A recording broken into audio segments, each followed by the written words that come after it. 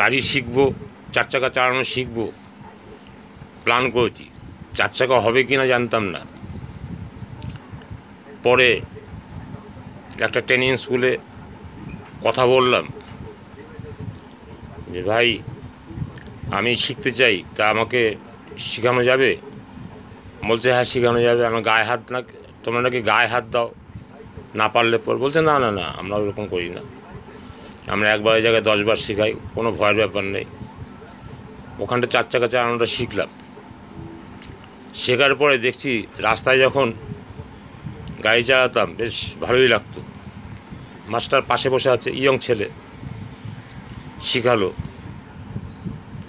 যখন আমি গাড়ি চালানো শিখছি, চালাচ্ছি, এমন সময় হঠাৎ সামনে একটা অন্য দিক দিয়ে বড় গাড়ি চলে আসছে। আমি বললাম আর আসার সময় হলো না, এই সময়টাই আসতে হলো, আমি এখন শিখছি।